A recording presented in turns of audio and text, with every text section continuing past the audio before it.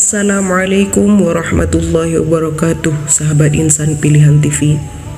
Dalam video kali ini, saya ingin membagikan sebuah kisah wanita mulia yang mendapat salam dari Allah dan hadiah sorban dari malaikat Jibril, yaitu Sayyidah Khadijah binti Khuwailid, sekaligus kisah cintanya bersama Sayyidul Anam, yaitu Nabi Muhammad SAW.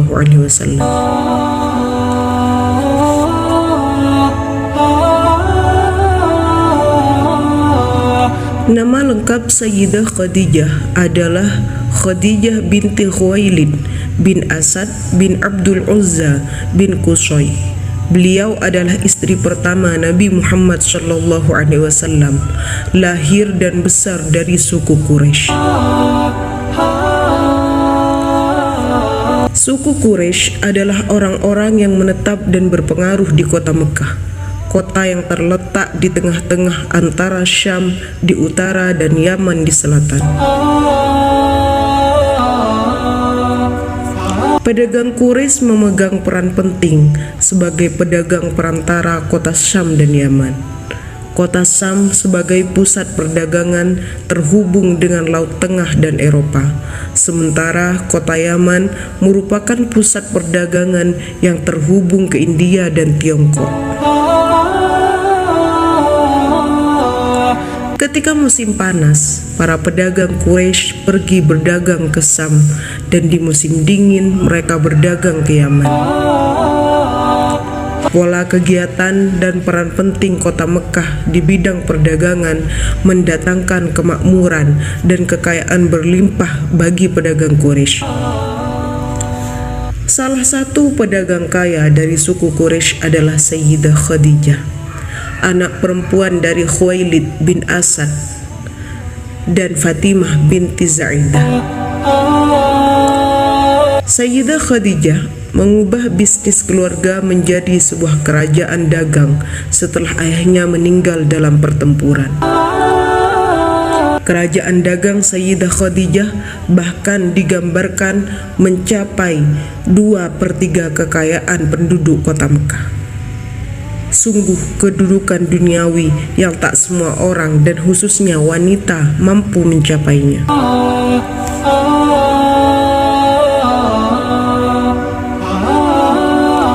Kisah cintanya dengan Rasulullah banyak dikisahkan. Dalam sebuah riwayat disebutkan bahwa Sayyidah Khadijah lebih dulu jatuh cinta dengan Rasulullah SAW. Saat itu umur Sayyidah Khadijah mencapai 40 tahun, sedangkan Rasulullah masih berumur 25 tahun.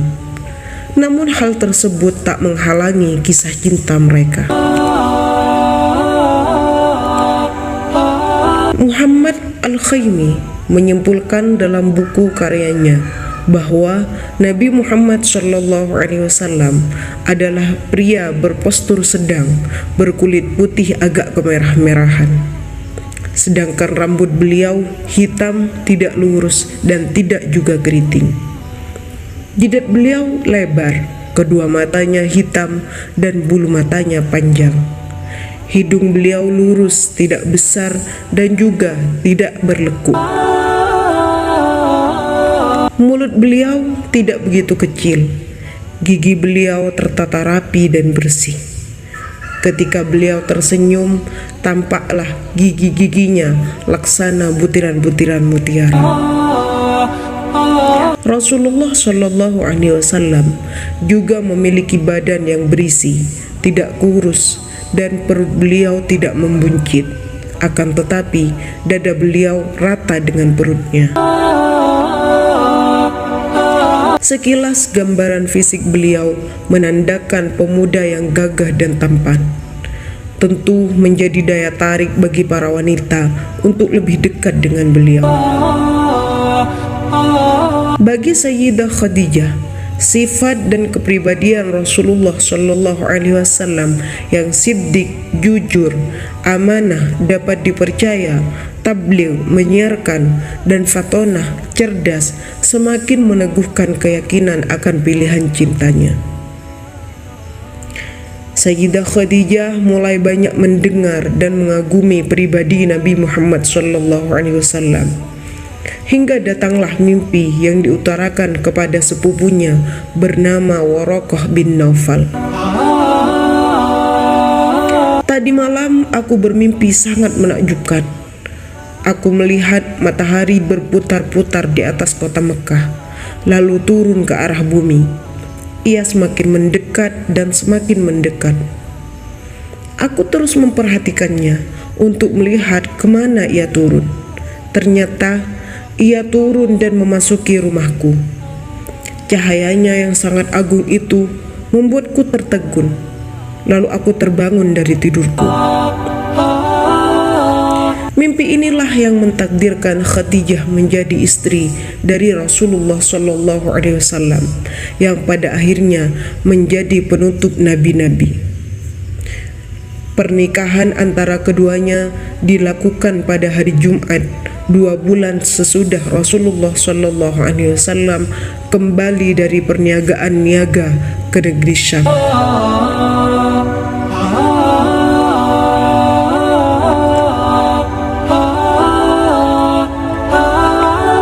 Menginjak usia 40 tahun, Rasulullah SAW sering menyendiri ke Gua Hira, merenungkan makna jahiliyah yang merebak dan mengakar di masyarakat kota Mekah. Sayyidah Khadijah sebagai istri yang sangat mencintai Rasulullah dan dicintai Rasulullah selalu mendukung apa yang dilakukan oleh Rasulullah SAW. Mimpi yang mentakdirkan dirinya menjadi istri Rasulullah meneguhkan keyakinan akan datangnya keagungan dan kemuliaan bagi suaminya. Sebagai istri, tak lupa Sayyidah Khadijah menyiapkan bekal selama Rasulullah menyendiri di Gua Hira. Selama Rasulullah berpikir dan memohon kepada Allah di Gua Hira, Sayyidah Khadijah dengan setia menunggu kedatangan dan menjadi penghibur kegalauan Rasulullah SAW. Peran Sayyidah Khadijah sangat tampak tegar dan pemberi keyakinan kepada Rasulullah saat turunnya wahyu pertama. Pada malam hari tanggal 17 Ramadan, tepatnya 6 Agustus 611 Masehi, Malaikat Jibril datang dan membacakan surah pertama dari Al-Quran yang disampaikan kepada Nabi Muhammad SAW, yaitu surah Al-Alaq. Nabi Muhammad diperintahkan untuk membaca ayat yang telah disampaikan kepadanya. Namun ia mengelak dengan berkata, ia tak bisa membaca. Malaikat Jibril mengulangi 3 kali meminta agar Nabi Muhammad membaca, tetapi jawabannya tetap sama. Setelah kejadian di Gua Hira, Rasulullah bergegas pulang. Suhu tubuhnya panas dingin. Sayyidah Khadijah segera menyelimuti Rasulullah. Sayyidah Khadijah hadir sebagai sosok pendukung dan penenang bagi Rasulullah SAW. Segera Sayyidah Khadijah mengajak Rasulullah menemui sepupunya yang juga seorang Nasrani, yaitu Waraqah bin Naufal. Sebagai seorang pendeta, Waraqah banyak mengetahui nubuat tentang nabi terakhir dari kitab-kitab suci Kristen dan Yahudi. Mendengar cerita yang dialami Nabi Muhammad SAW, Waraqah pun berkata bahwa ia telah dipilih oleh Tuhan menjadi seorang nabi. Kemudian Waraqah menyebutkan bahwa Ad-Nams Al-Akbar, Malaikat Jibril, telah datang kepadanya. Kaumnya akan mengatakan bahwa ia seorang penipu. Mereka akan memusuhi dan melawannya. Apakah Sayyidah Khadijah juga memusuhi dan melawan Rasulullah? Sama sekali tidak. Sayyidah Khadijah menjadi perempuan pertama yang mengakui kenabian Nabi Muhammad SAW. Nama Sayyidah Khadijah diukir tinta emas sejarah menjadi as-sabiqunal awwalun, yakni orang-orang yang pertama percaya dan meyakini kerasulan dan ajaran Islam yang diwahyukan oleh Allah Subhanahu wa taala kepada Nabi Muhammad sallallahu alaihi wasallam melalui perantaraan malaikat Jibril.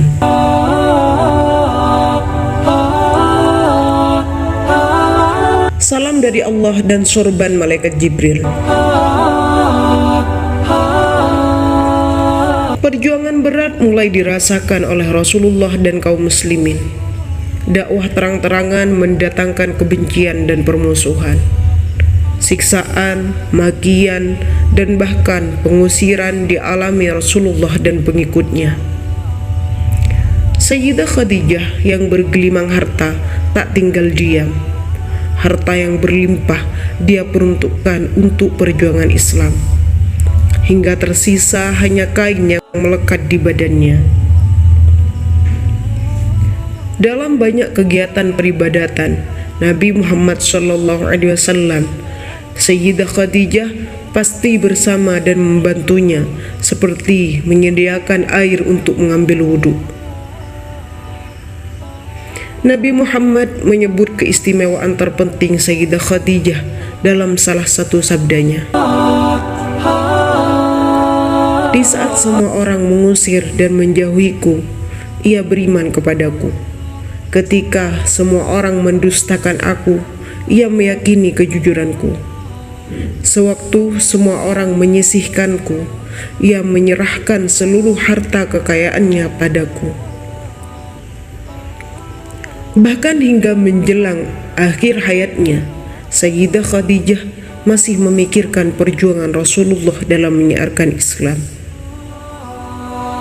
Ia berkata, "Wahai Rasulullah, seandainya nanti aku mati, sedangkan perjuanganmu ini belum selesai, sekiranya engkau hendak menyeberangi sebuah lautan, sekiranya engkau hendak menyeberangi sungai, namun engkau tidak memperoleh rakit atau jembatan, maka galilah lubang kuburku, jadikanlah sebagai jembatan untuk engkau menyeberangi sungai itu, supaya engkau bisa melanjutkan dakwahmu." Ucap Sayyidah Khadijah membuat Rasulullah bersedih. Kemudian Sayyidah Khadijah memanggil putrinya Fatimah Az-Zahra agar memintakan sorban Rasulullah untuk dijadikan kain kafan. Mendengar itu Rasulullah SAW berkata, "Mengapa permohonan terakhirmu kepadaku hanyalah selembar sorban? Padahal," kata Rasulullah, "Sayyidah Khadijah telah mengorbankan semua hartanya untuk perjuangan syiar Islam. Namun justru di akhir hayatnya, Sayyidah Khadijah tak memiliki harta sedikit pun untuk kain kafan. Baju yang dia kenakan pun penuh tambalan."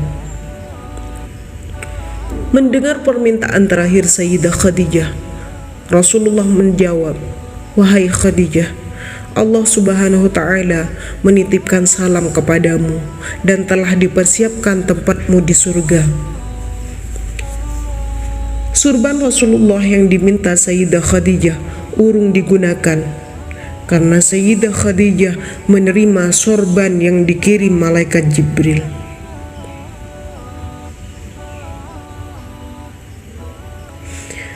Kelak ada 5 orang yang menggunakan kain kafan istimewa tersebut, yaitu Sayyidah Khadijah, Nabi Muhammad SAW, Sayyidah Fatimah, Sayyidina Ali bin Abi Thalib, dan Sayyidina Hasan cucu Rasulullah SAW.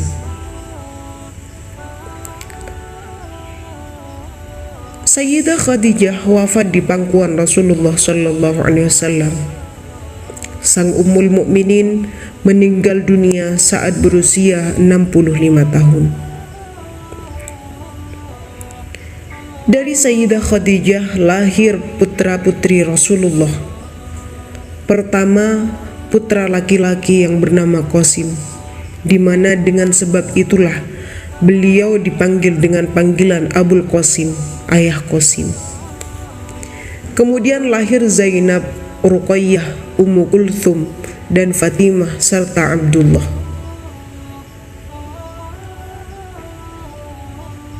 Sayyidah Khadijah dijuluki dengan wanita yang paling baik akhlaknya lagi suci. Dari anak-anak yang lahir darinya, semua anak laki-lakinya meninggal ketika masih kecil. Adapun anak-anak perempuannya seluruhnya menjumpai masa Islam dan semuanya masuk agama Islam dan ikut hijrah. Dan mereka semua menjumpai ibunya kecuali Sayyidah Fatimah. Sesungguhnya ibunya meninggal beberapa bulan setelah kelahirannya.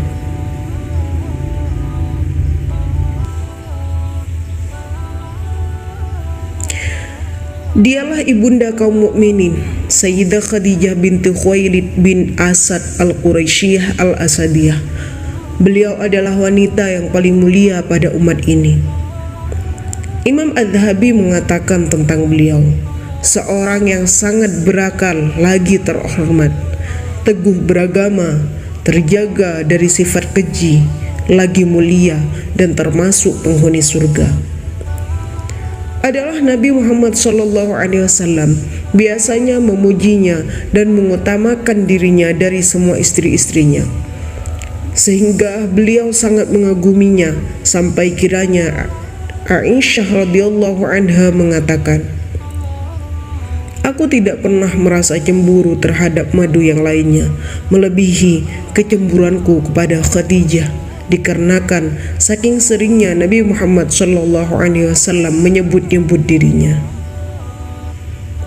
Ketika Sayyidah Aisyah ingin menampakkan kelebihannya atas Sayyidah Khadijah, ia berkata kepada Sayyidah Fatimah radhiyallahu anha, putri Nabi dari Sayyidah Khadijah radhiyallahu anha, "Aku gadis ketika dinikahi ayahmu, sedangkan ibumu adalah janda ketika dinikahi ayahmu." Rasulullah SAW yang mendengar ucapan ini dari putrinya yang mengeluh, beliau bersabda, "Sampaikan kepadanya, ibuku, maksudnya Khadijah radhiyallahu anha, lebih hebat dari engkau. Beliau menikahi ayahku yang jejaka, sedangkan engkau menikahinya saat beliau duda." Di samping itu, Rasulullah tidak memadu Sayyidah Khadijah dengan wanita lain, sedangkan semua istri selainnya dimadu. Rasulullah SAW bersabda, "Khadijah beriman kepadaku ketika orang-orang mengingkari. Dia membenarkan aku ketika orang-orang mendustakan. Dan dia memberikan hartanya kepadaku ketika orang-orang tidak memberiku apa-apa. Allah mengaruniai aku anak darinya dan mengharamkan bagiku anak dari selain dia." Ibnu Ishaq mengatakan Rasulullah SAW merasa begitu sedih tatkala Abu Talib dan istrinya Sayyidah Khadijah meninggal secara berurutan. Sayyidah Khadijah adalah istri yang sangat dicintai dengan tulus. Dalam garis silsilah nasab, ayah beliau bertemu dengan Nabi Muhammad SAW pada kakek yang keempat, yaitu Qusay bin Kilab. Sedangkan ibunya bertemu dalam silsilah keturunan bersama Nabi pada kakeknya yang ke-8, yaitu Lu'ay bin Ghalib. Diriwayatkan dalam hadis sahih dari Abu Hurairah radhiyallahu anhu, dia berkata, Jibril datang kepada Nabi Muhammad SAW lalu berkata, "Wahai Rasulullah, ini Khadijah telah datang membawa sebuah wadah berisi kuah, makanan dan minuman. Apabila dia datang kepadamu, sampaikan kepadanya salam dari Tuhannya dan beritahukan kepadanya tentang sebuah rumah di surga terbuat dari mutiara yang tiada suara ribut di dalamnya dan tiada kepayahan." Hikmah keteladanan Sayyidah Khadijah. Cinta dan hidup Sayyidah Khadijah diserahkan sepenuhnya hanya untuk Rasulullah dan syiar Islam. Harta berlimpah baginya hanyalah hiasan dunia, tetapi perhiasan paling indah adalah totalitas berjuang dan berkorban untuk Rasulullah dan agama Allah Subhanahu wa Ta'ala. Tidaklah mengherankan jika Khadijah termasuk dari 4 wanita ahli surga. Bahkan Allah menyampaikan salam yang disampaikan oleh Rasulullah menjelang wafatnya. Begitu istimewanya Sayyidah Khadijah sehingga malaikat Jibril memberinya sorban untuk kain kafan. Pemberian istimewa yang hanya diberikan kepada orang-orang istimewa dalam memperjuangkan agama Allah Subhanahu wa Ta'ala. Wallahu a'lam bishawab. Semoga bermanfaat. Wabillahi taufiq wal hidayah. Assalamualaikum warahmatullahi wabarakatuh.